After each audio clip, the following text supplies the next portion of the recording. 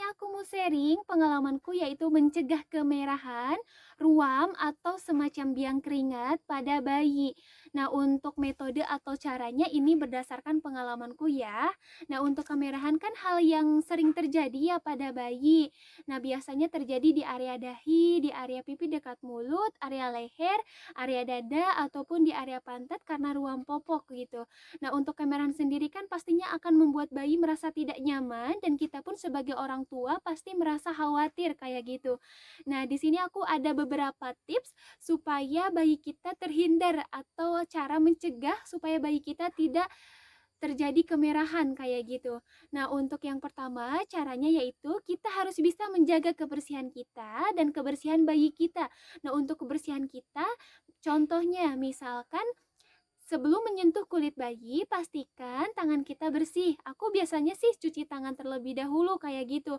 Karena khawatir tangan kita kotor, terus ada bakteri malah ngeinfeksi ke si kulit bayi. Terus untuk contoh yang buat si bayinya kebersihannya, misalkan di area dahi ada keringat, pastikan kita bersihkan atau lap ya sampai kering. Jangan biarkan si bayi itu lembab oleh keringat kayak gitu. Nah, di area pipi dekat mulut biasanya kita sehabis memberikan ASI atau memberikan susu formula, misalkan belepotan, jangan sampai dibiarkan gitu aja ya. Jadi langsung dilap sampai kering. Jadi pastikan si bayi tidak lembab oleh keringat ataupun misalkan ASI atau misalkan susu formula kayak gitu.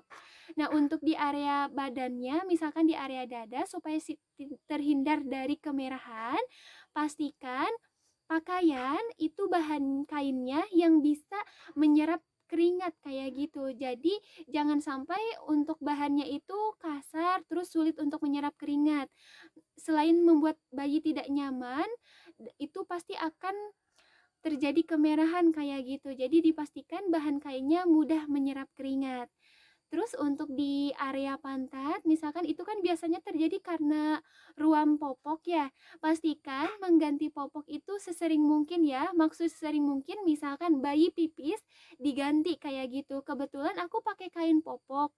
Terus aku tuh gak pakai pampers. Kalau misalkan pakai pampers itu kalau keluar aja gitu. Kalau di rumah aku selalu pakai popok kain.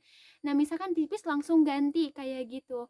Nah, untuk misalkan pengguna pampers bisa, namun diusahakan sering ya kayak gitu dan bisa dibantu juga dengan lotion khusus untuk mencegah kemerahan kayak gitu.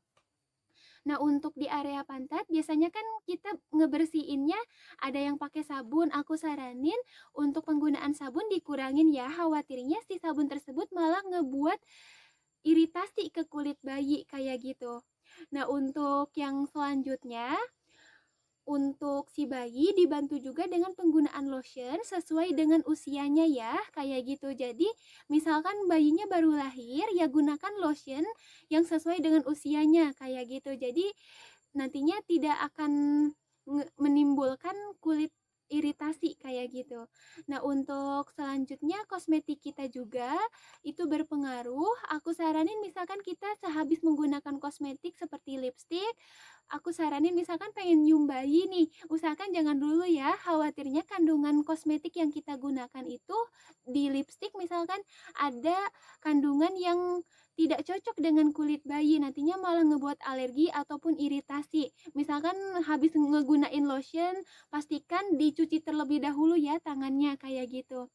Nah, untuk sharing pengalamanku terkait mencegah kemerahan, aku cukupkan ya. Terima kasih telah menonton videoku. Jangan lupa untuk dibantu di subscribe, like juga, dan komen. Oh iya, jangan lupa untuk dibantu follow juga ya Instagramku. Bye-bye.